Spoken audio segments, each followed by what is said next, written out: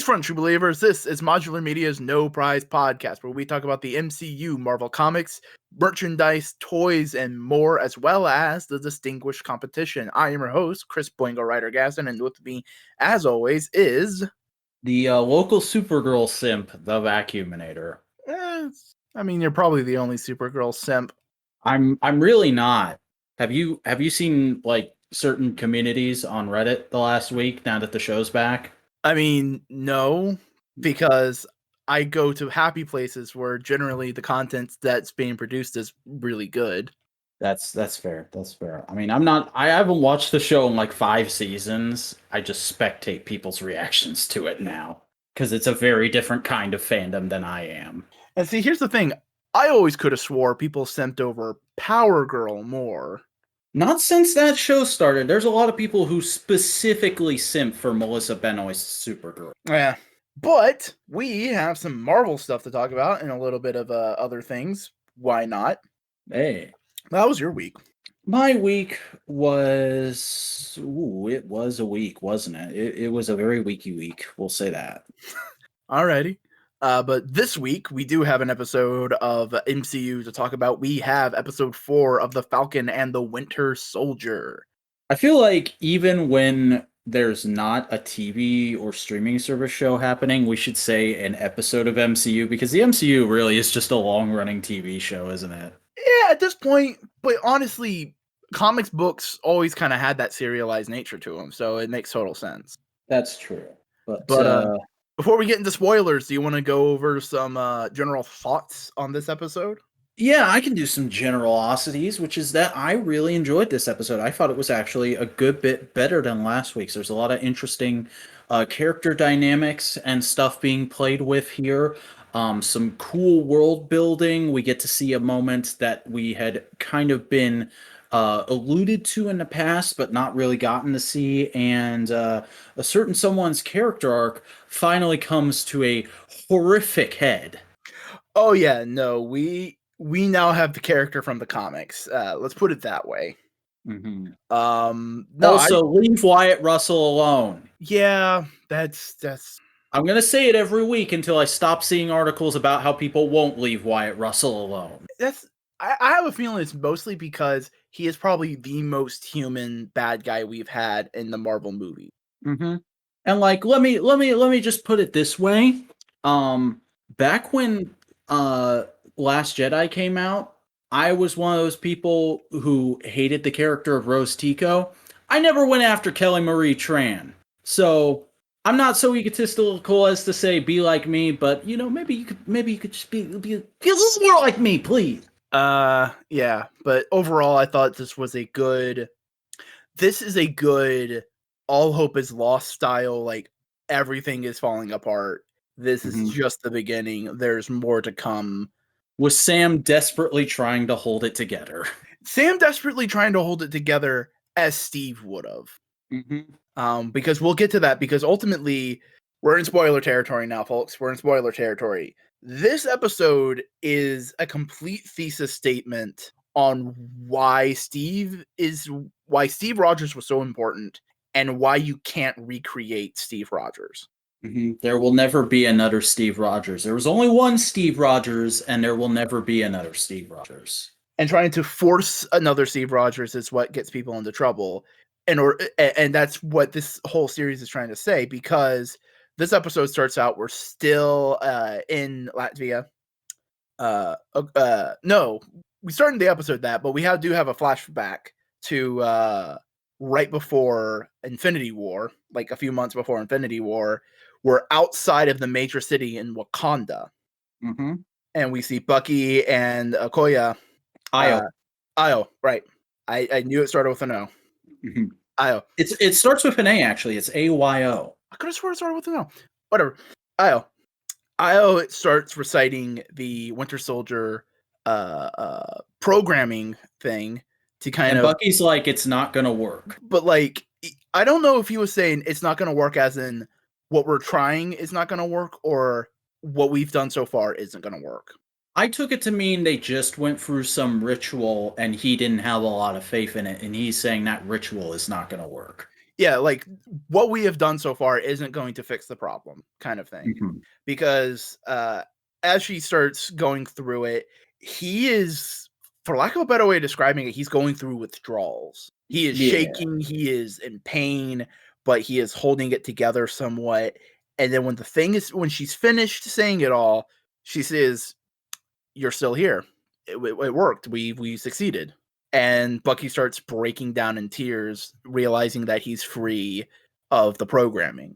It was a pretty beautiful little moment. Really good acting by Sebastian Stan. And I like how they kind of put this in. It doesn't have any immediate thematic point in the episode other than these two people have a relationship and a history, but it does color and texture, like I said, the thesis statement of this episode, which is all about Steve and legacy and trying to live up to that ideal and all that kind of stuff.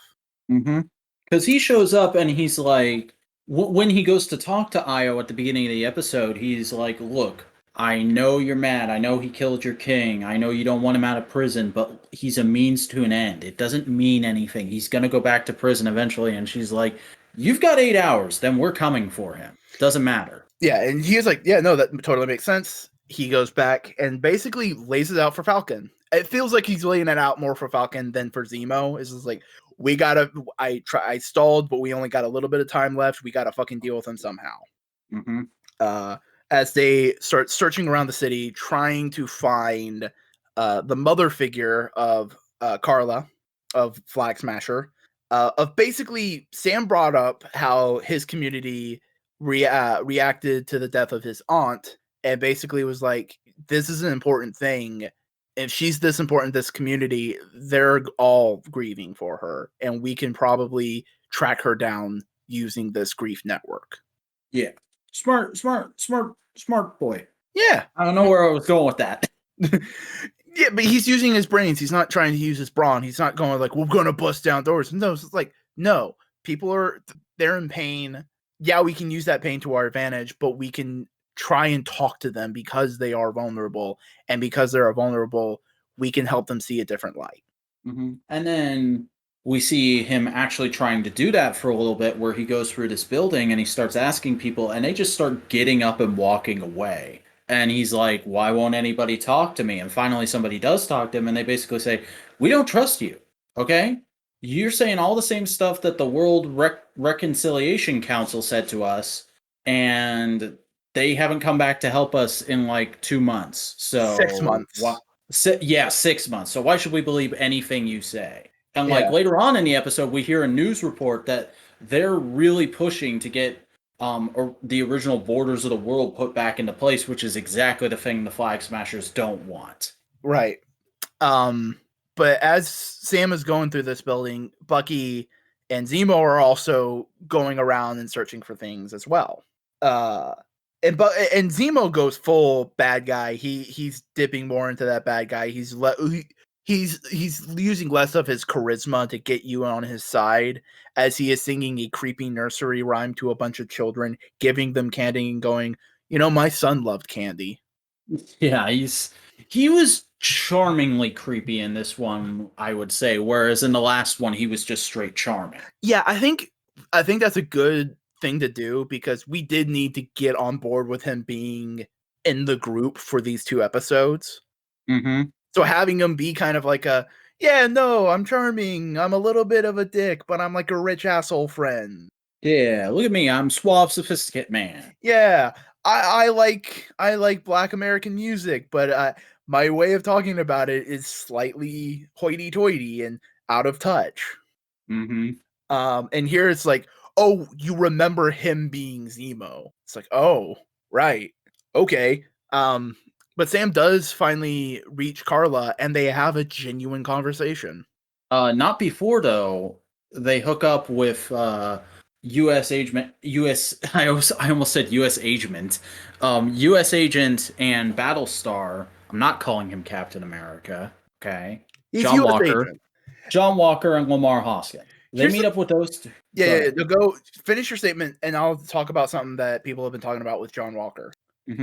They meet up with those two guys, and they're like, "All right, guys, really, you broke him out of jail. What the hell's going on here? This is too much. You're going too far." And they're like, "Look, just trust us on this. Just give us 5 minutes with Carly before you bust in and try to arrest her." Be And they're like like, Steve for like 5 minutes.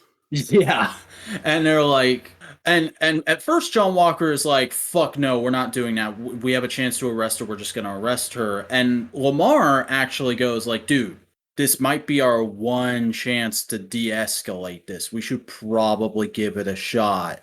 Like, and they have a solo conversation earlier in the episode, even where they're talking about like, does John deserve the shield? You know, for the like he goes over, would you take the super soldier serum if you could? And No. Lamar's, That's after. oh yes, that's right, that's right. That is after this. So I'll talk about that in a minute then. But like, he's basically like, "Fuck, you're right. Okay." Fuck, you're right. Let's do this the Captain American way.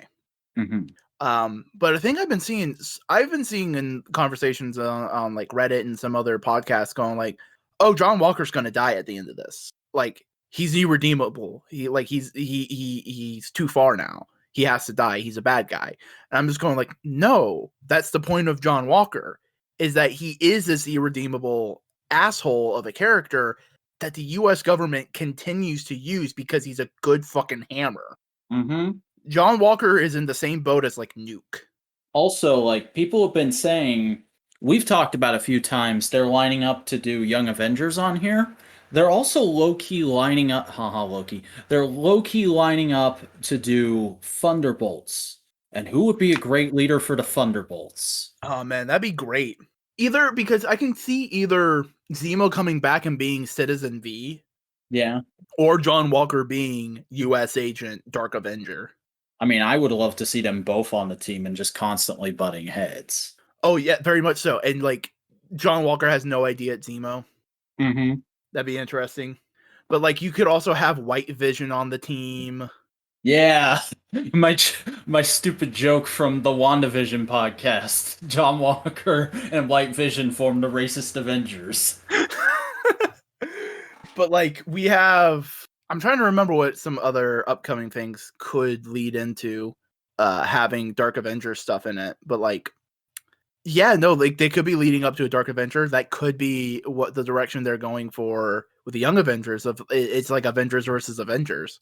Yeah. What's the what is the future soul of the MCU? You know, is it youth? Is it hopefulness, or is it age and experience, but a cynicism that comes with it? That could be a good movie. Oh yeah, and especially because the kids are going to win. That hope and optimism then leads us into the thematic element of the X-Men. Ooh. Yeah. But like, no, people saying like, "Oh, John Walker is gonna die at the end because that's karmic and that's all that kind of stuff." No, John Walker's not gonna die because that's the cruel irony of U.S. Agent. U.S. Agent shouldn't exist, but he does. He's American nationalism. He's that dangerous side of patriotism. Mm-hmm. And that's a major theme of this episode and this whole series. Yep. But Sam talks to Carla and he's getting through to her. They're connecting. She understands him. He understands her.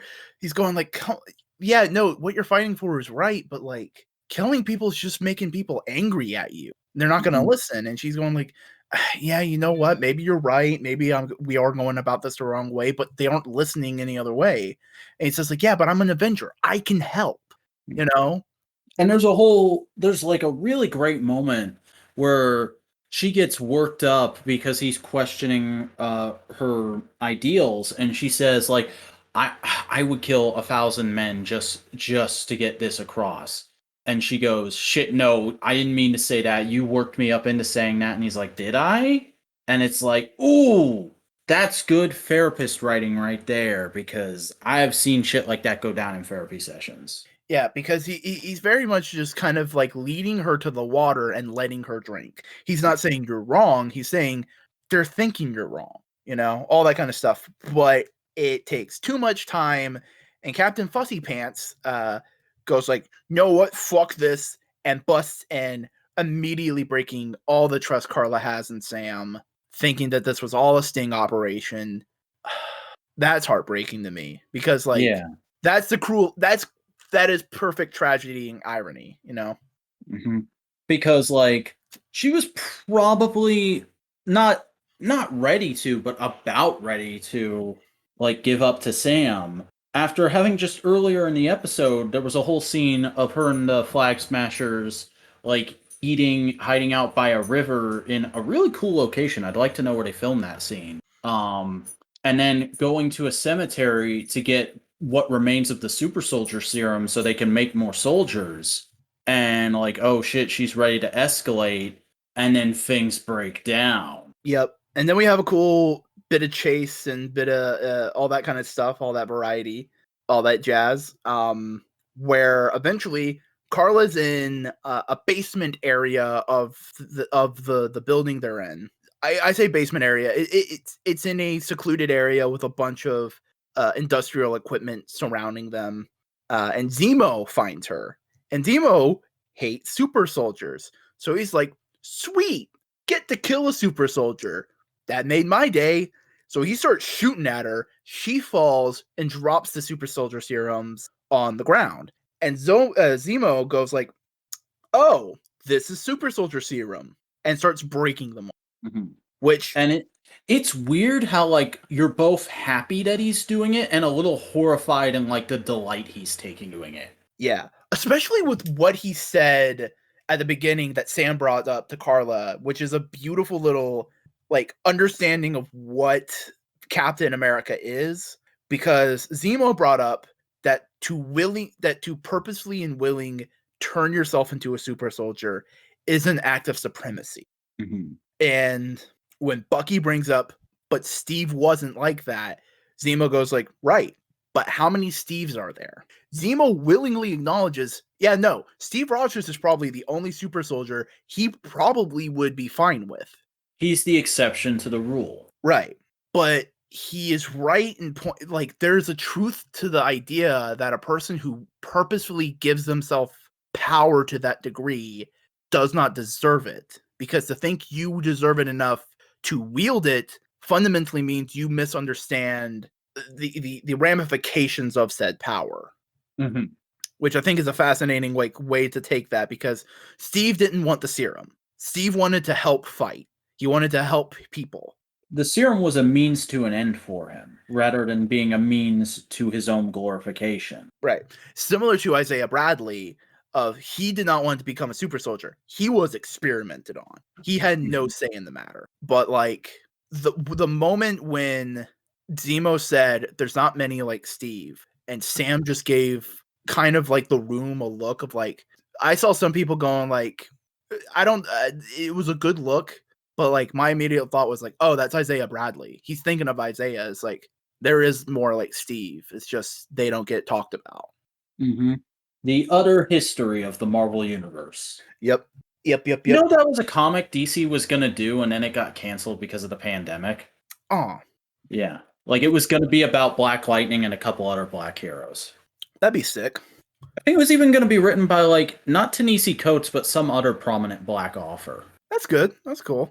Yeah, no. I don't want to say, like, oh, DC or Marvel's better at it, but, like, Marvel really tries to tap into the real history of prejudice and everything to kind of bring those experiences to life in the characters. Because we have Isaiah Bradley, who is a reference to the Tuskegee trials. We have Magneto and all the shit of the Holocaust and all that kind of stuff, you know? Yeah. And there's probably examples of that in DC that I am just unaware of. I mean, this would be a great opportunity for me to chime in with some of them, but it probably predates my DC experience. Right. I mean, DC has probably a good bit of LGBT just because of what Grant Morrison did all throughout Vertigo. Yeah. Here's a gay street. Here's a trans character. Here's a non-binary character. Have all of them. Grant Morrison, what a wonderful person. Non-binary icon. Non-bicon. Oh shit, we're going few here. We're going few levels. I saw my opportunity and I had to take it. You saw your opportunity. Hey. But No, like that's the overarching theory of this whole episode is just like what is power? How should one use power? And like that whole like should you take power upon yourself? And Zemo breaks all the super serums, so he's taken that question out of the possibility of like should there be more super soldiers? He's going like no, except he doesn't get one vial, and John Walker finds it. Yeah, John Walker comes in, beats his ass. Carly escapes, and he looks around and sees all the broken vials, and then one that kind of skittered off to the side. And like his immediate thought was just, I'm just gonna keep this safe. And like then we get to the conversations. We go to Zemo, Bucky, and Sam in the apartment. Did that happen first, or did the Dormelage attack? No, there's a brief scene with the three of them because Zemo's on the couch, having an ice bag on, having a wet, cold compress on his forehead. Yeah.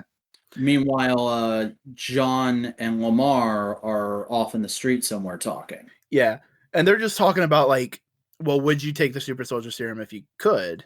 And basically Lamar is parroting Erskine, saying like super soldier serum doesn't the power just amplifies who you are. If you were a bad person, it will make you a worse person, but if you were a good person, it makes you a great person. Which is probably the right thing to say, but then like he takes it a step further and goes like, you have a bunch of medals. Aren't you a great person? And John Walker immediately goes like, yeah, a bunch of pieces of metal that remind me of the worst days of my life. Because realistically, that's an interesting that's an interesting way to take John Walker's character. Is he's done good, but is unsure of what he has done, and everyone tells him, no, you've done good, and he knows, no, I haven't. Mm-hmm. I was following orders. I was doing this. Those acts were reprehensible. We shouldn't have done that. But everyone says, no, you did good.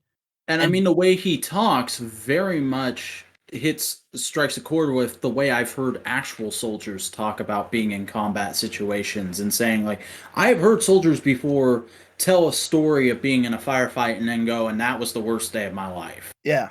But like everyone's saying, but you went through it and that makes you a good person. And that's the dichotomy of John Walker, is he's trying to ride that while everyone's saying you are good, and he just doesn't believe it. It's that self-confidence. That's an imposter syndrome. Mm-hmm. Because during this whole conversation, a couple girls walk up and go like, hey, can we get your autograph? Yeah. And that's immediately just dives more into that imposter syndrome. Like, I don't deserve this. Yeah. And the episode kind of even pokes at that too, with John going like, doesn't it bother you that they didn't ask you? And he's like, nah, it's their loss. I have a cool little Battlestar logo that I draw with it. It's kind of the other thing of like, there's another interesting aspect of that, because John Walker is the white dude. He's the good old classic Americana boy. He's the all-American boy. And he has that pressure of that ideals put upon him, but he feels like he can't live up to them. While Lamar genuinely seems like a pretty cool dude. Like realistically, he seems more well-rounded. He seems more confident and more sure of himself that he could have been a better Cap. Mm-hmm. Maybe John feels that way too. He's kind of John's rock. Mm-hmm. Which is all the more tragic later on. But these two conversations happen, and then eventually John Walker and Lamar get to the group's apartment where Sam, Bucky, and Zemo are, and John Walker's going like, all right, this is done. We're done. We're sending him back to jail. You're working with us. I'm taking control of the situation. I am doing what I think Captain Rogers would do. And that's right when the Dora Milaje show up. And they go like, bitch, give us the asshole. And he being the stupidest motherfucker in the entire MCU, just goes like, hi, John Walker, Captain America, I don't know if you've heard of me, and tries to put his hand on one of their shoulders. Because here's the thing. He's big dick American. I'm American. I'm Captain America. I'm the world police. Mm-hmm. I'm in control of the situation. He's never met anything that's better than America. Yeah. And basically, he's going like, I don't think you guys have jurisdiction here. And the Dora Milaje basically go like, bitch, we're the Dora Milaje. We have jurisdiction wherever we fucking set foot.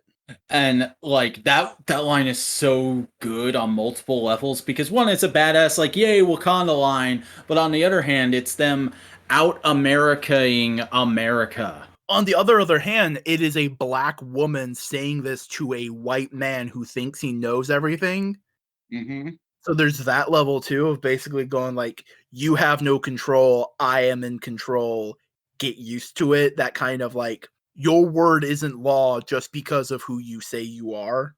The Dora Milaje straight up walked up to Captain America and went, look at me, I'm the captain now. Walked up to the idea of, because here's the thing, I have a feeling if that was Steve, they'd be respectful, because Steve is respectful. He'd be like, howdy ma'am, I'm Steve Rogers, what seems to be the problem? Because Steve would try to solve the problem, while John Walker thinks he already has solved the problem and everybody's just getting in his goddamn way.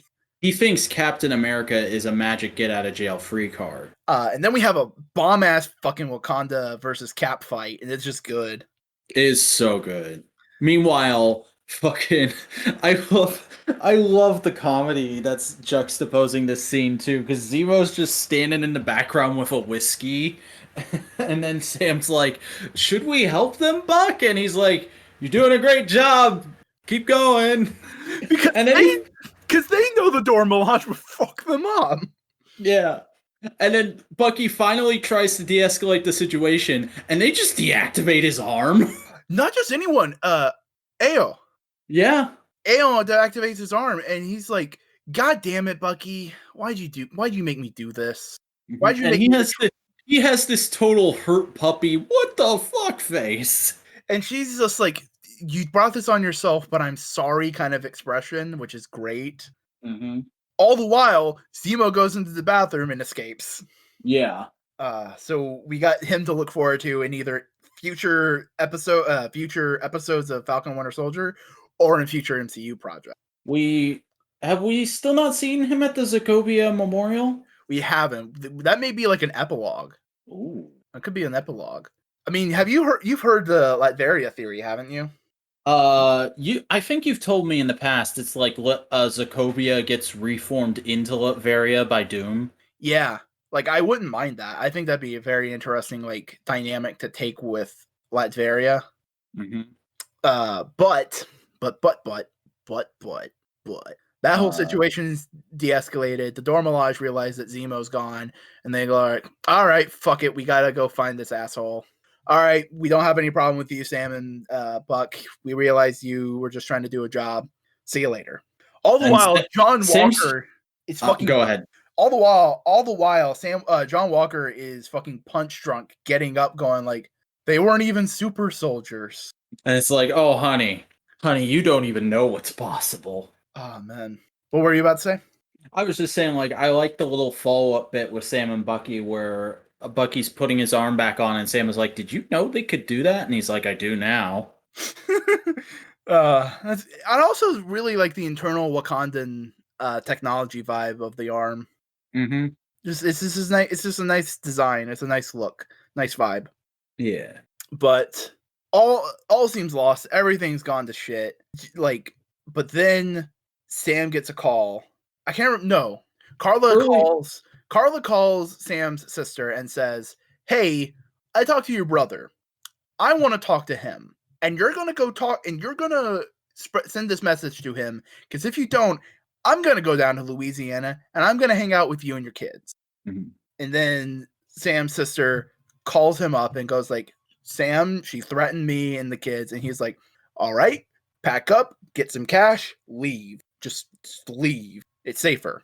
All the while, Sam and Bucky are going to the location where they were told to go. Very simple. Yeah. They get there, and Carla basically goes, "Hey, Sam, I know you didn't bring in John. I understand that. I get that. And realistically, you could have been a great flag smasher. You could have joined up with us, and everything would have been dope. We could have gotten a lot of good things done. But that didn't happen, and things fell apart." And I can't remember what her next line was, what her next big thing was. I don't either, but I'm also like remembering like during the conversation in the hotel room before the big door Mirage fight, Zemo asked Sam if he would take the serum, and he said no with no hesitation. Oh, very much so. Because Sam doesn't feel like he needs the power. Mhm. It doesn't hurt that he also has Falcon wings, but Yeah. so I think it was just Sam's trying to talk to Carla. John Walker just shows up and like disrupts the whole thing again. And so you're like, all right, fuck it. I'm going in guns a-blazing. I'm just gonna get her, get in, get her, get out. And it breaks down into a massive fight between the four and all the Flag Smashers. And it does not go well. Things escalate pretty quickly, and eventually things get out of hand, and Carly tosses Lamar into a pillar. Very much accidentally. It's like she punches him, he hits the pillar, his head goes back, he gets to the ground, and his head slumps. And John just goes to her. Also, by the way, John has been really strong this whole scene so far. Oh, you think he's already taken it? Well, did you see how that shield went into the goddamn wall? I mean, I don't know. It could be one way or the other. If they reveal that he hasn't taken it yet, it's fine. But it feels like that was his last. Taking the serum was his last attempt to try and be Steve, and he fails again. Or if he sees this as the last failure and he takes it next week, okay. Mm-hmm. I don't know. It may have just been like they were trying to spice up the fight scenes and everything. But basically, John goes apeshit. He goes like, "You killed my friend. Y'all gonna die." And at the same time, he starts chasing after them. The Flag Smashers scatter, and frickin' Sam and Bucky are like, "Oh, we've got to stop him." But also, Carla looks horrified at what she's done. She didn't want to actually kill the guy. She was like, "Oh shit, I didn't mean to do that." It was very much a no get off of me punch. Yeah. And that just makes the whole thing more tragic because John won't see it that way. She's just the enemy. But and it also, like, genuinely, I was a little upset that Lamar died because during this whole show, I've had no reason to dislike Lamar. Lamar's a good guy, and it sucks that they killed him off so quick, but I understand why they had to. Very much so, especially because I hate to put it this way, it does still lean into the racist overtones of America that the show is dealing with, because the black sidekick dies and it makes the white supposed hero go into a fucking blood rage. Yep. Like, he was his friend and everything, but like he was a sidekick. There's that element there, and it's just kind of like there's a tragedy there. But John Walker just keeps kicking this one dude's ass outside of the building into a crowded square of people and just beats him down, gets him to the ground.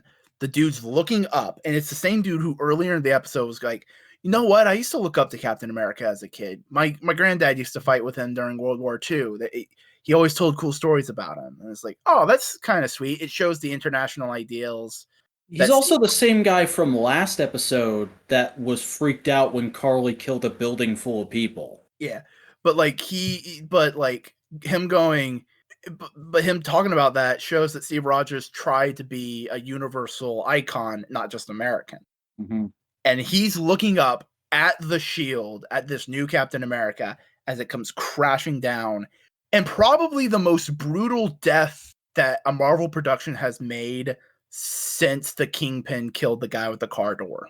Mm-hmm. And they hide it a whole lot better than they did in that. Well, they didn't try to hide it there. It was just more of like the brutality of subtlety. This is the brutality of, oh, we didn't see anything. Oh, but it's more brutal because it's in your head. Right. Especially with when John Walker puts the shield back on his arm and it's just covered in viscera.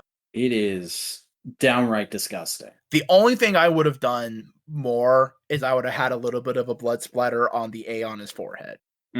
Though that might be a little too much, I'm not sure. But as John Walker is bludgeoning this man to death, because remember, that shield is blunt on the end. It is a non-lethal weapon.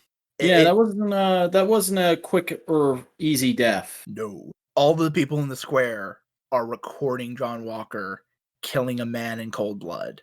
And like, standing over top of him. And Sam and Bucky get there seconds too late. Like, I don't want to see there's obvious parallels to George Floyd, but there's parallels to the myriad of police footage where that's the situation, where there is where the person who is in power is standing there nonplussed while the other person is sitting there in pain, dead, or just completely... I mean, there's parallels to war crimes Americans have committed in the Middle East over the last 15 years. Oh, there's parallels to war crimes that America has always been committing. Mm-hmm. I mean, fucking, the first thing my mind went to, just because I don't know why I've weirdly been fixated on this a lot lately, but fucking Obama killing civilians with drones. Mm-hmm. But that's what U.S. Agent is. It's that uncomfortable mirror to Americanism. And how much you want to bet that some Fox News motherfucker is going to see all of this, see all of John Walker, and come at the end of this going, John Walker is a good man, he is a good superhero, and that's what Captain America should always be like. I really hope that the next episode just opens with like 5 minutes of news montage. Man, you should. I want news pundits arguing over whether John Walker is a racist and a fascist, or whether he was just a good soldier doing what he had to. I want news pundits questioning whether Captain America's sidekicks didn't step in and take the shield from this madman. Like, give me that shit. Or even if his sidekicks was their role in this, or like just go full Dark Knight Rises. Hell, have Lamar's death not be mentioned, except to say, where was Battlestar in all this? Isn't he supposed to help Captain America and keep him in check? Or like, all this talk about John Walker, and there's just one obituary about Battlestar. Mm-hmm. Just one mention, oh yeah, Battlestar died. Just showing how much the American public disregard black people. Yeah, and maybe like, maybe footage of like paparazzi harassing John's wife. That'd be interesting. Or if you want to tie it into some of the stuff with the comics, his parents. What's up with his parents? I don't know anything. In the comics, the people who died to make John Walker go fucking insane is his parents. Oh, right. But I'm just saying, more like tie it into that vibe, that energy. But like, they are going there with the symbolism and the metaphor and all of that in this series. It's good and I like it. It's almost as if comic books are best when they're political. Almost as if the first superhero was inherently a political character. Superman was a socialist. Just remember, like in 2016, when the big thing everybody was upset about is, I can't go into a comic shop without getting into an argument about politics. I remember, shout out to my man, The Real Manos. I was on a New Year's Eve stream with him, and he made this hilarious joke about like, oh yeah, when we brought that up, he went like, oh yeah, I was in the comic shop the other day, and somebody saw me picking up a Marvel book and said, man, I don't know why you're reading that crap. SJWs are destroying Marvel. And he goes, wow, I don't know why you're reading that crap, and just pointed to whatever he was holding and said, I think you're a fucking idiot. Marvel's always been written by SJWs. Just ask Stan Lee or Jack Kirby. Or Steve fucking Ditko. Steve Ditko was not an SJW. He was a weirdo objectivist. He was an SJW in his own special way. To an extent. And Joe Simon. Yep. And fucking John Romita. And even to an extent, fucking Chris Claremont, Marv Wolfman. Because Marv Wolfman like made Blade. Probably one of the most important black characters in Marvel Comics. Yeah. Because it is a trope character traditionally held by like white dudes of the vampire hunter, you know? Yeah. There's good shiz going on over at the House of Ideas. Yeah. I will always state that Marvel is at its best when it understands that political commentary, social commentary is at the heart of Marvel comics. It doesn't have to be realistic social or political commentary. It can be weird and fantastical. It can be about mutant, you know? Yeah. But like also don't make Safe Space and Snowflake. No. You can make those characters, just rename them. Did you hear they got completely canceled? Like those ideas were fully shelved after the backlash. And here's the thing, those ideas weren't bad. They just needed an actual LGBTQA person to like edit it a little bit and help get it to the point it needed to be. Yeah, you needed a Zoomer editor on that book. So let's call it Miriam. But you know what I'm saying? Like, even a character whose power is internet. That's really cool. We've already had one. And if you just tap into that energy, it'd be a dope superhero. Freakazoid. Yeah. Imagine Freakazoid, but a genuine superhero. That could be good. Yeah. But they try to tackle a delicate subject with a blunt instrument, and you get cringe. Indeed. Speaking of cringe, what comics you been reading this week? Well, I got caught up on One Piece. Oh, wow. Okay. Not what I was expecting to hear. I needed to read like 10 or 9 or 10 chapters, so I just went through them. We're still in the Wano arc. We're still fighting the emperors. It's just One Piece shit. One Piece, good One Piece shit. Good One Piece shit. It's hype shit. But I did read I read the latest issue of Excalibur. Ooh. Of Marauder. I don't remember. Hold on. Let me see real quick, because I can tell you.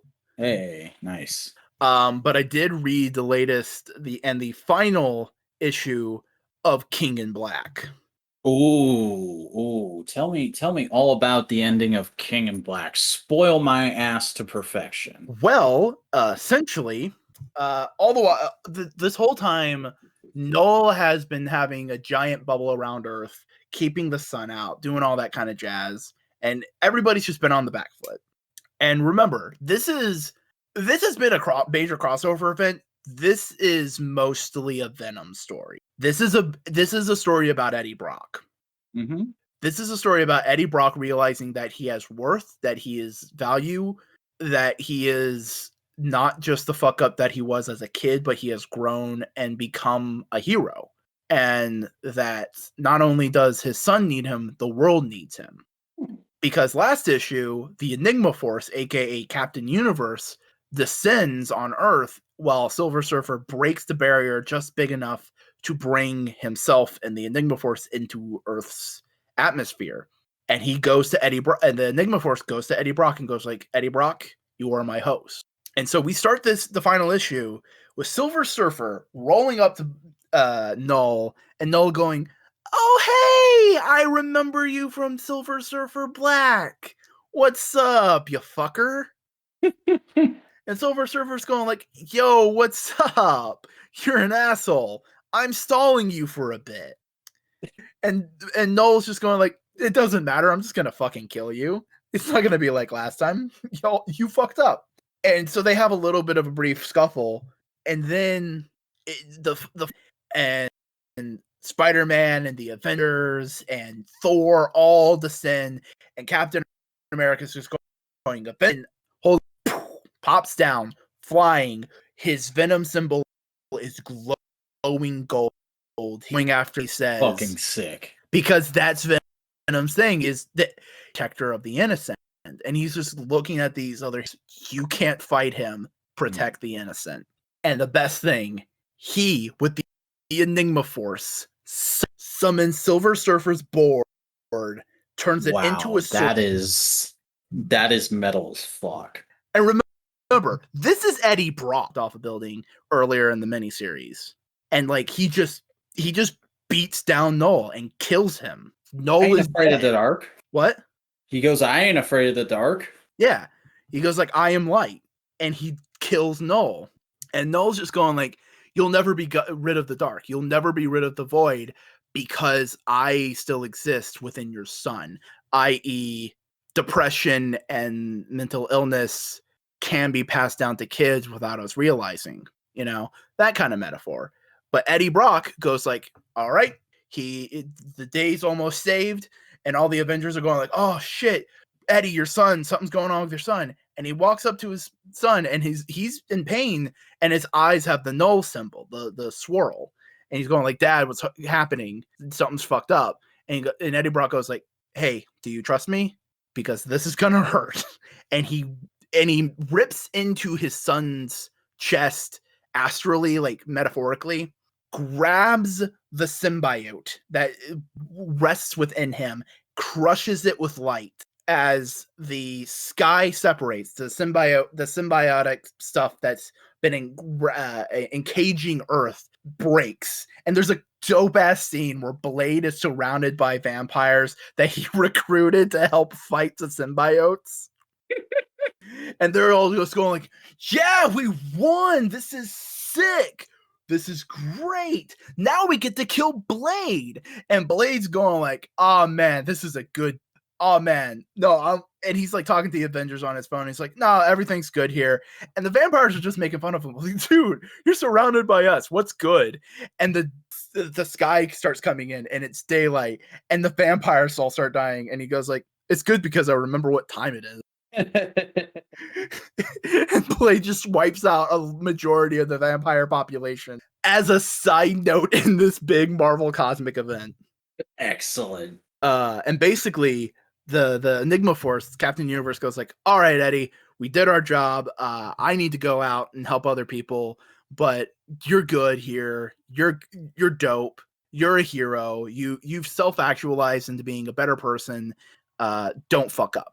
And so he leaves to the Captain Universe leaves into the cosmos out while Eddie fully reconnects with his symbiote, and they're going like, "Hey, we did it, buddy. We saved the fucking day." And Eddie goes like, "I'm hearing something. It doesn't sound malicious. I just don't understand what it is, but I can hear it." And his symbiote goes, "Oh, that's all the symbiote. You killed Null. You killed our master. You freed us. You're now the leader of the Hive. You're now the King in Black." Oh, shit. And I'm just going like, "Oh, shit. This is fucking dope." Sounds pretty good. Yeah. But I also read Marauders and Excalibur. Ooh. And Immortal Hulk, which is add another issue. Immortal Hulk is just more of the final like leader storyline that's been going on. Also, Joe Fixit turns into the Red Hulk. Good for him. Because this whole series he's been in a Banner body because he needed to be able to switch places with Banner because Banner's shit at lying. And so Joe Fixit had to lie and cheat and get the money to survive. But him and the kid, which is like Hulk smash, Hulk, get trapped in the other place. And like Joe Fixit goes like, "No, ain't nobody hurting the kid." And he just starts wrecking house. It's great. Still full body horror. Read Immortal Hulk, folks. I'm trying to remember what happened to Marauders because I read it earlier this week and I don't fully remember what happened in these two issues. I mean, you do have an excuse not to remember much of comics this week, given that you were doing something else on Wednesday. Oh, yeah. For people who don't know, you can always go listen to MMWP. I went to go see AEW Dynamite live and in person. Ain't that neat? Yeah. Oh, and I remember what Marauders was about. It's all about Lowtown and Madripoor, and basically all the it's the Morlocks going into Madripoor and saving the citizens who are about to be gentrified. And here's the best thing, like one of the Morlocks is now like a plastic surgeon in Madripoor, and he has this nice big fancy hospital, and he's like, I really like this hospital. And I can't remember the woman with the eye patch who's the leader of the Morlocks. You know who I'm talking about if you know who I'm talking about. Basically, it goes like, "Yeah, they're planning on destroying the hospital." And he goes like, "Motherfucker, I like that place." So these bunch of Morlocks go in and fight all these bio cyborgs and protect Lowtown from all these rich asshole kids who want to destroy it and build up high rises.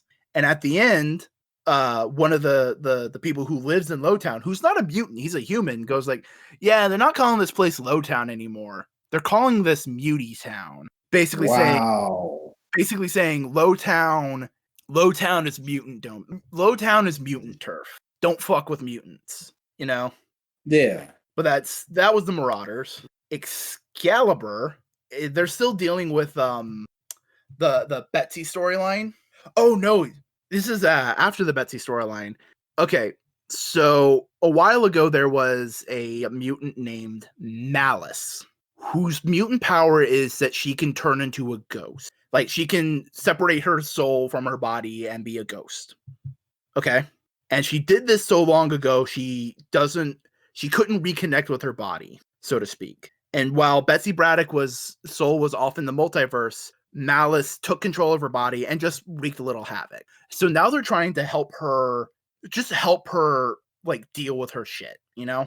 So it's Betsy Braddock and Psylocke dealing with this ghost character with Emma Frost because like she tries to possess Emma Frost. And Charles goes like, "You're playing a dangerous game, putting one of the leaders of our country in danger for your little mission.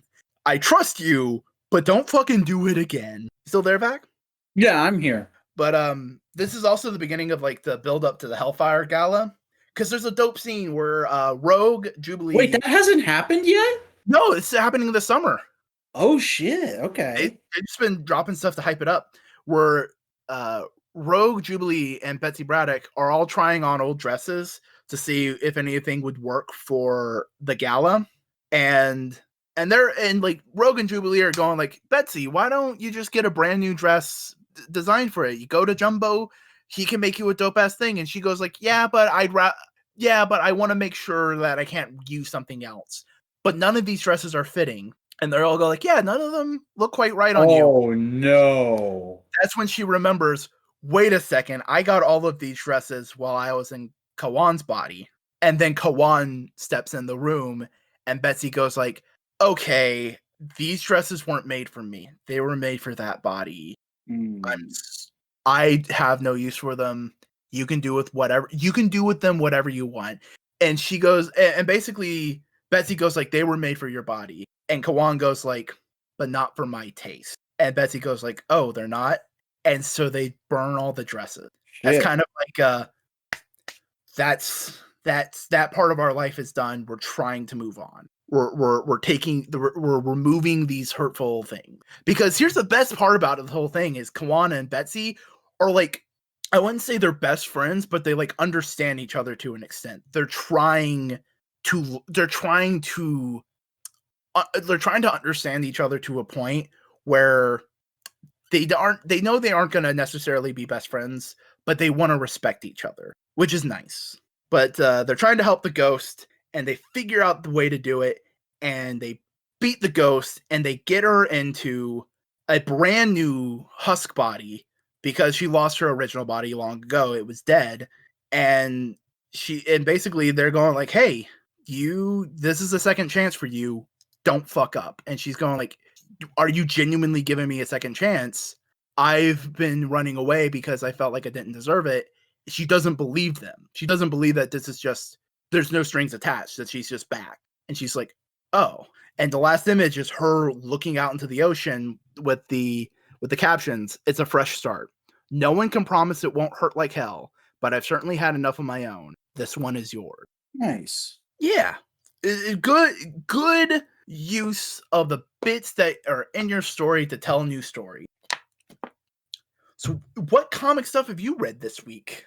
Well, I read volume 6 of My Hero Academia. Ooh, I don't remember what was in volume 6. What was in volume 6? This is the internship arc that devolves into the first appearance of Stain. Oh yeah, edgy indie comic boy. Yeah, this is some pretty good shit. I really enjoyed getting to see more of how the hero community works in this universe and how the whole business of being a hero is, and then also like the whole emotional stuff with, oh god, I feel terrible now, I'm forgetting his name, but And Jim?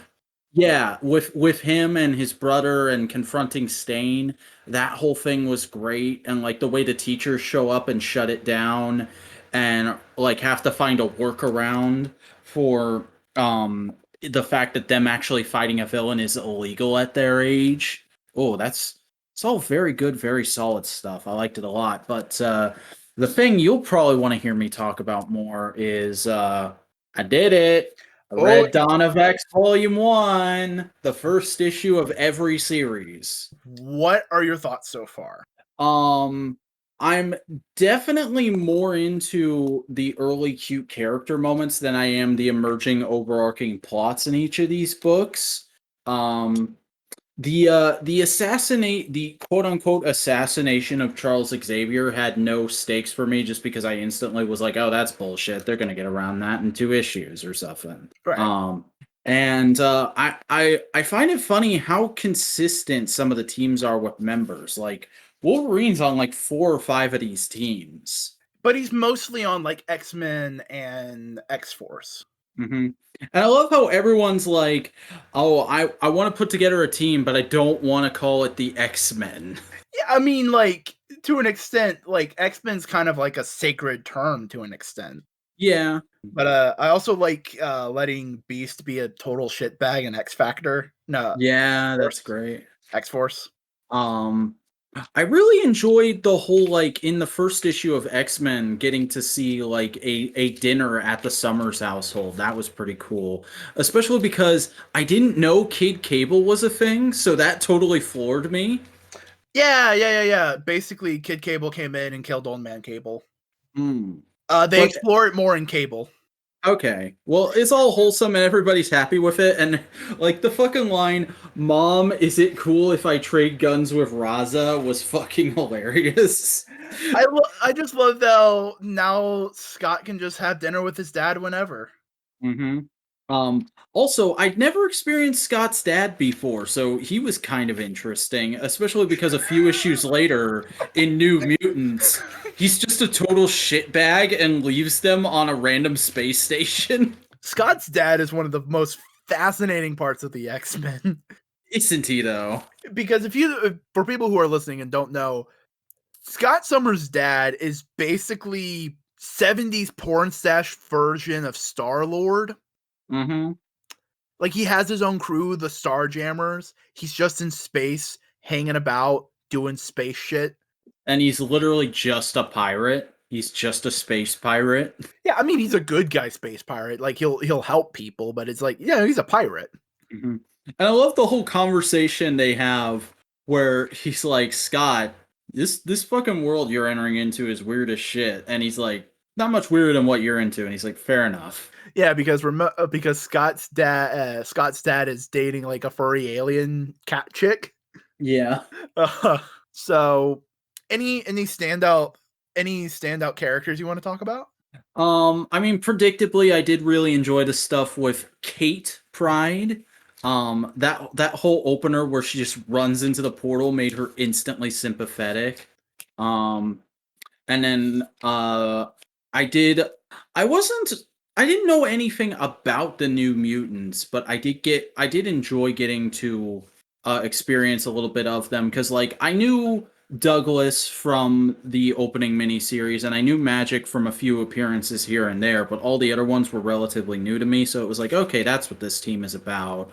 And mostly it's just kind of like, now that we're out of the big ideas from the miniseries, it's just kind of going through things and being like, yeah, it's X-Men. I like X-Men. I generally like all the characters, but there's no one who I get super attached to.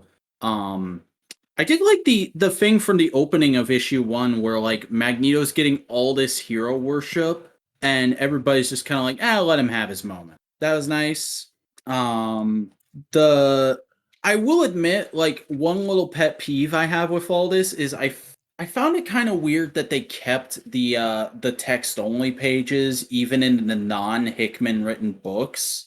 Like, I get now that I've been through this whole trade, I get that it's meant to be like a whole branding, theming type thing, but it felt very off-putting. I was like, do we still need these now that we're out of the opening miniseries? How much more info dumping could you have to do? It's also some like character things, because every once in a while, like early on, there was gossip from Sinister, and it was like hints and like foreshadows of like, oh, maybe there's a 4th Scott brother. Yeah. Little bits like that, or just like or like an email from one character to another that's more of like more careful character choices and things like that. Yeah. I'm not saying you're wrong. I'm just saying like it's not necessarily info dump. It's more of like, by the way, here's some side material if you want to read it. Yeah. I'm definitely gonna go ahead and say my least favorite book is probably Fallen Angels, just stylistically. Like Yeah. it's very opposed to my tastes. It's doing interesting things. I'm definitely interested in seeing more with Psylocke and Kid Cable, but And the X-23. I don't know. but like the weird obtuse panel layouts and the super close-ups aren't my kind of thing. Yeah, it is probably the weakest link in all these X books so far. I wouldn't say it's bad. It is the weakest link. It does only last 6 issues, so Okay. Wait, did it get canceled or did they just have one thing they wanted to do with it? I think it might have been intended to be ongoing, but then they went like, "No, let's just do it limited." But also going back to those text dump pages real quick, one thing I did really enjoy from the first issue of X-Men, I've highlighted that so much. But like getting to see the actual floor plans and layout of the Summers house after hearing about it so much from you was so satisfying. there's literally a room for Wolverine. Wolverine just has a room in Scott's house. Like they aren't being subtle about it. I like how him and Wolverine have rooms on either side of Jean, and there's a pass through in each of their rooms to Jean's room, and none of the other bedrooms have shit like that. Yeah, it's they aren't being subtle. It's kind of fun. It's kind of great. Well, no, they're being subtle. They're doing in the way of they're doing everything they can without straight up coming out and saying they're fucking. And even then, they fucking Jean and Wolverine fucking made out, kissed once. Later on in like like an annual supersized thing. Yeah. But no, it's just really did this have the first issue of Excalibur? Yeah, it did. That whole stuff was really interesting. Getting to see set up with Captain Britain and whatnot. I think my rankings would definitely be almost how they order it in this trade of like, yeah, I'd say Marauders is probably my favorite number one, then X-Men, then Excalibur, then New Mutants, then X-Force, then Fallen Angels. Yeah. Marauders I think had it has been more consistent going on because it had a more concrete concept going in. While X-Men's much more of like, here's the ongoing adventures of X-Men characters on Krakoa. It also just like Marauders also just has like the art style that probably appeals to my sensibilities the most. Is Pyro in the first issue of Marauders? I don't remember. Yeah, I love how he shows up. He just wakes up on the ship and they're like, okay, he's here now. Yeah. I love how that's kind of the vibe with a lot of teams is like, oh, you're here? I guess you're just working with us. You want to work with us? Yeah, sure. Sweet. You're on the team. And there's like a 2-page scene of freaking Bishop going to some lady in China who's claiming that the X-Men kidnapped her husband through a portal.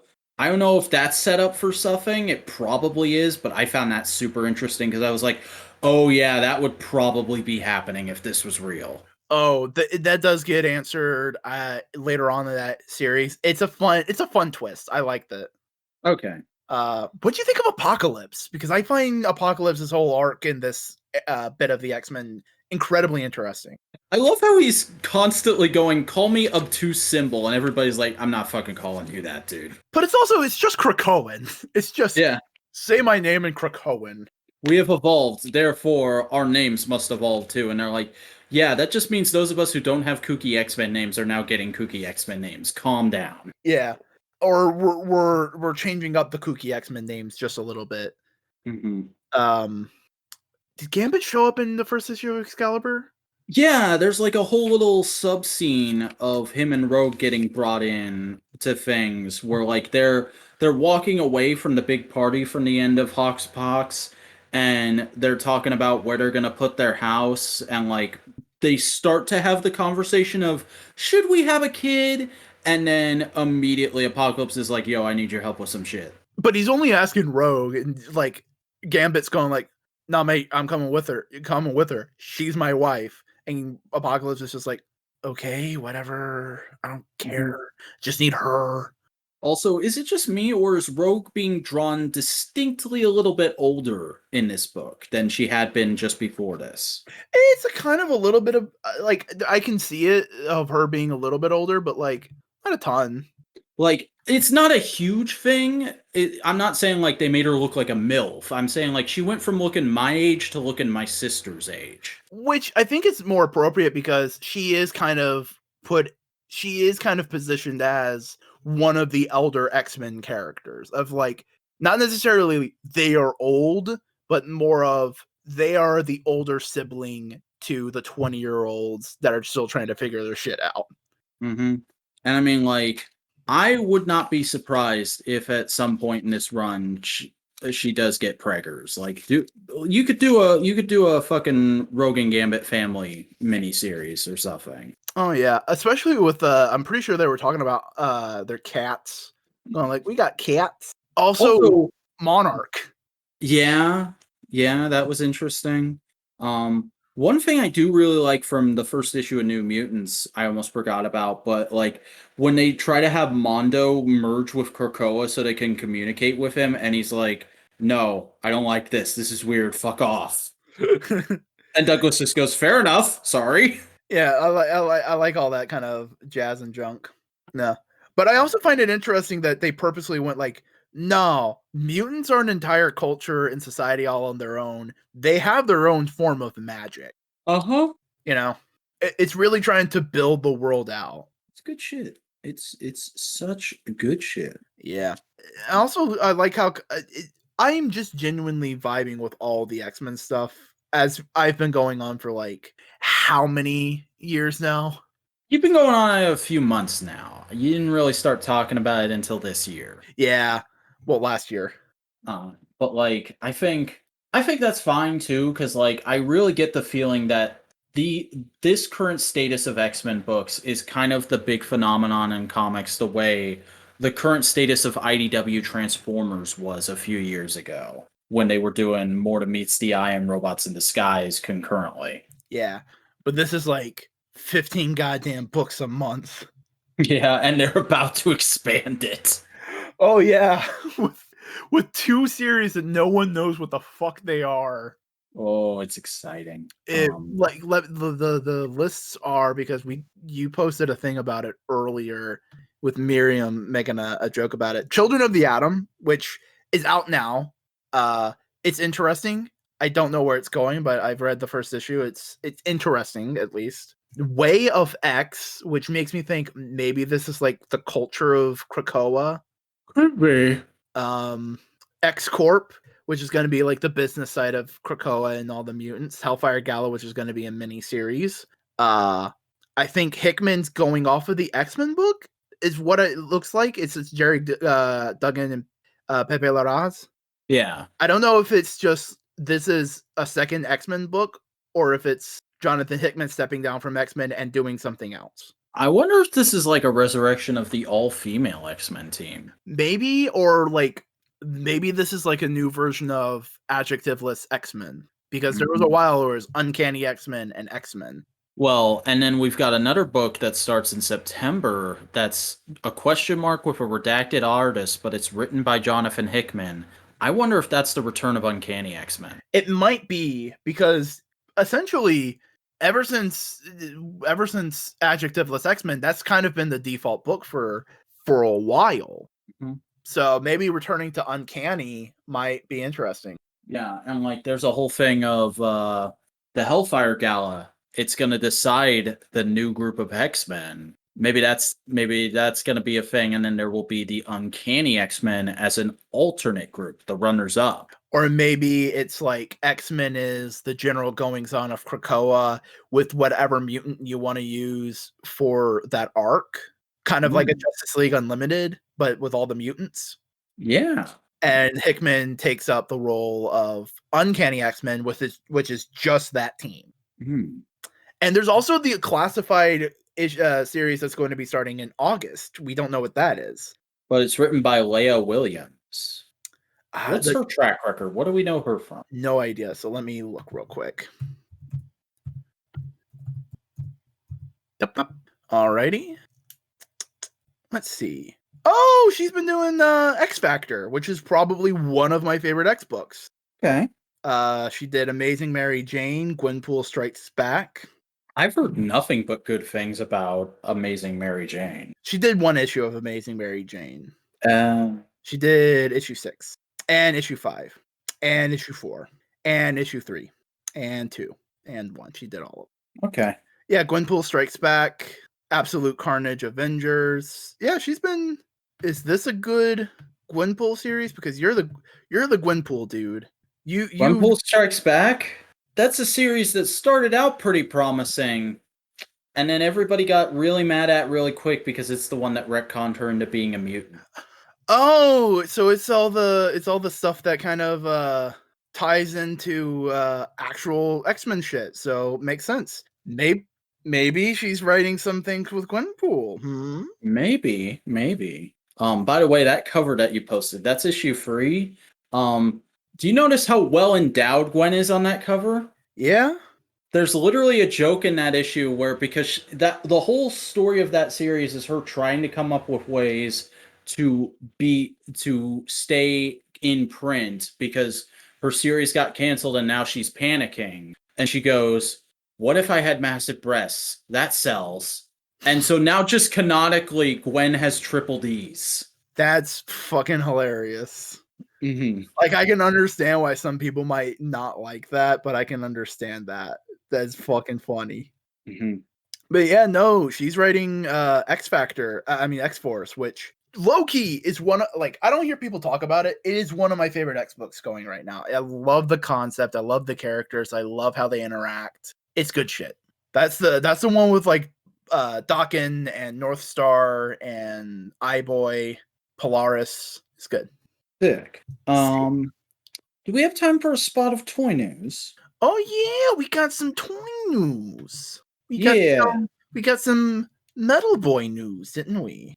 Well, we got quite a bit of news because Hasbro Pulse Fest was this last Friday, and out of that there was a Marvel Legends panel. Did you see the announcements? Cody sent me the Iron Man announcements because there's a whole Iron Man wave. It's technically going to be classified as the Ursa Major wave because that's the Build-A-Figure. They're literally doing a Build-A-Bear. God damn it, motherfucker. Everybody's been making that joke this weekend, but I'm trying to get the articles up real quick. Here we go.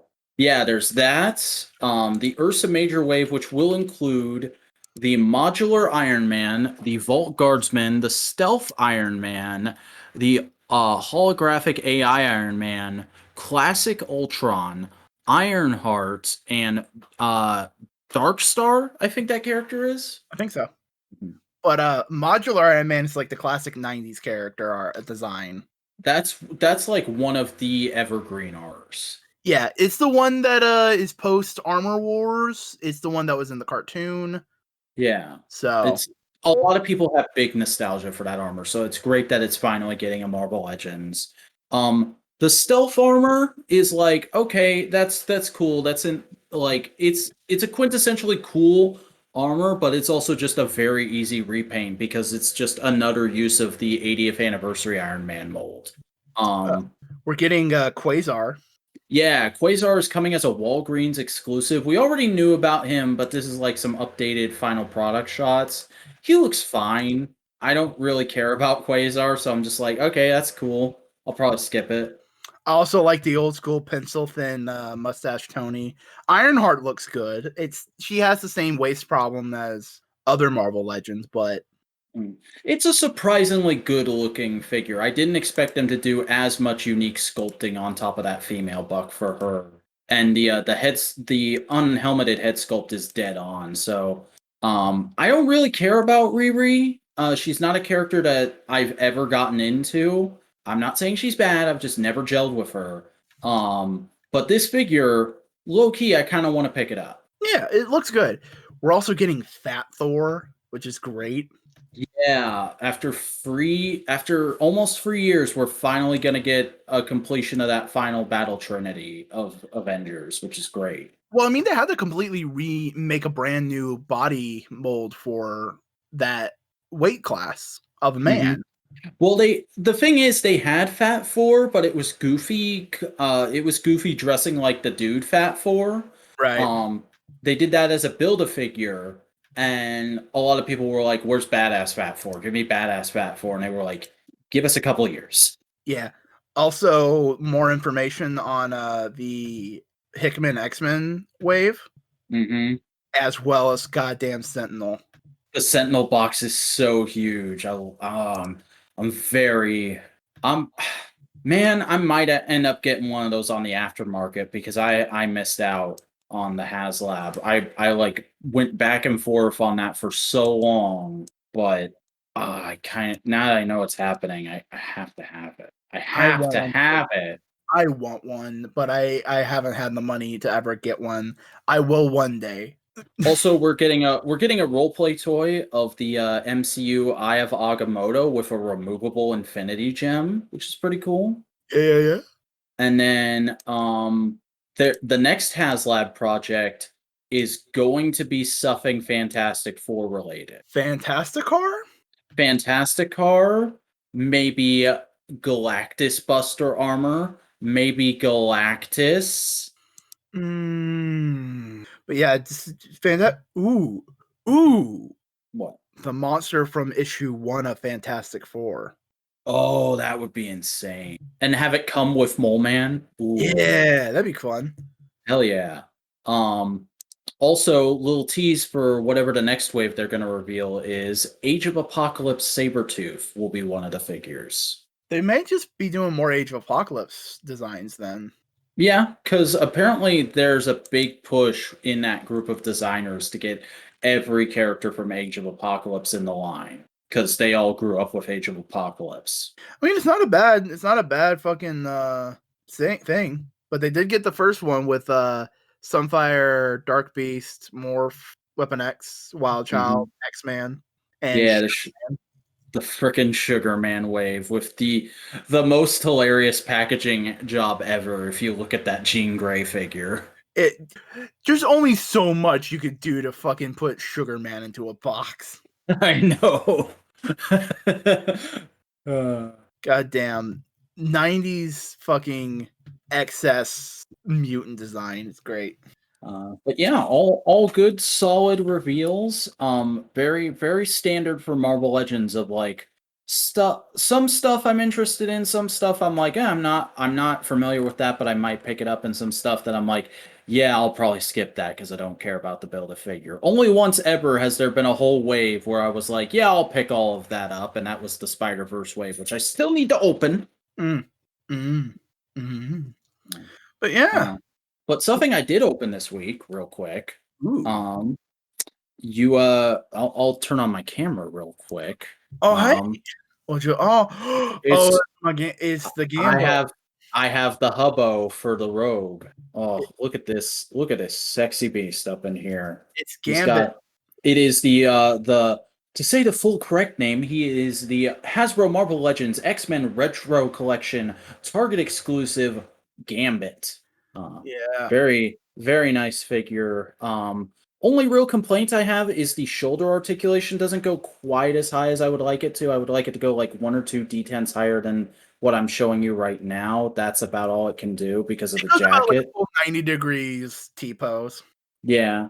But he has an effects hand of him slinging some cards, which are fully painted on this release. Um, Can you rotate the shoulder up a little bit and then twist the arm with the bicep joint? Kinda, yeah. I think so. Let's see if I can. Mm-hmm. So there So you you go. kind of get a little bit higher up for some. Definitely. My staff is just it is just a tiny bit bent out of the package, but not enough that it's really gonna bother me. You can blow Um, dry. You can get a blow dryer. Fix um, that. he does have 2 alternate, I believe they would be right hands from his perspective. He's got kind of a flare battle pose hand, and then he has a hand that is specifically made for holding this single card. It's very hard to get him to do, actually. Now, Gambit's low-key one of my favorite X-Men. There we go. I don't know what it is about Gambit that just resonates with certain people. It is a cool costume design. It's very, very 90s, but like you wouldn't have it any other way. I still attest that the 90s trend of giving characters leather jackets makes total fucking sense. Oh yeah, it does for that decade. No, for every decade.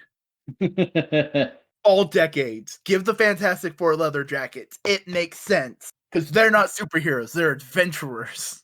I don't know. I kind of like the baggy uniform look of the classic FF, but that's just me. No, like my favorite designs of the FF are either traditional tight, like traditional FF costumes, or the short sleeve adventurer FF costume, or give them a leather jacket. That's fair. I won't get too mad. Also, just because I'm going through the slideshow from the Hasbro Pulse panel, check out this one guy who's showing off the articulation on Modular Iron Man, and he's got 3 Sentinels in the background. God damn. And they all have the different heads. And they're all attacking the Hoxpox wave. That's fucking great. Wolverine's just slicing and dicing. Fucking dream setup, am I right? And he has fucking Stormbreaker. Mm-hmm. Man, oh man. Oh, Snowcone's chiming in. Let's do a Snow Here he comes. Let's see what's Snowcone's first appearance on Modular Media in 5 months, just to say, lol, I screenshotted that also. Fucking sick, bro. God damn it. What a time to be alive. What a laugh. I think that's everything I have to say tonight. How about you? Yeah. I think that wraps it up. So how would you feel about wrapping up your comic book Marvel experience this week? I feel like it was pretty solid. It was mostly supplemented by the live action this week. I got a little bit of kick from some toy stuff, and the comics were neat, but it was mostly about that episode of Falcon and Winter Soldier for me. I really like a lot of the ideas they're playing with in that show. But the balance may tip again next week. We'll see. Yeah, I agree. The show really held a lot of it up, but the comics that I read this week were fucking sick. They were fucking dope. But yep, that was Modular Media's No Prize podcast. So Vac, why don't you give the people the information to find you? Hey everybody, I'm the Vacuuminator. I'm a Modular Media co-founder, member, correspondent guy here. I talk about various toy lines and do media analysis and vlogs and all kinds of other bullshit over on my solo channel. You can check that out on youtube.com/thevacuuminator, spelled TheBacuuminator. You can also follow me on Twitter at The Vacuuminator to get various random thoughts and things. And you can follow me on Instagram at The Vacuuminator, _Vacuuminator, for new toy photography every weekday. Go and check it out. Alrighty. Hey, howdy. I'm Chris Boingo Gaston. I make video, essay, and editorial type content on my YouTube channel. You can find it at Boingo Writer. If you want to follow me on Twitter and Instagram, I can be found at Boingo_Writer. And as always, you can join my Discord server. We hang about, talk about wrestling, talk about toys, talk about TV, anime, manga, and more. All in the one place where we all just yell at each other and post shit posts and pictures that look dope. Yeah. Like I said, this was Modular Media's No Price podcast. Remember to like, favorite, comment, subscribe to the channel, do all the things to let us know what you think of the show, what you would like to see in the show, and more. Until next week, any final words? X-Men good.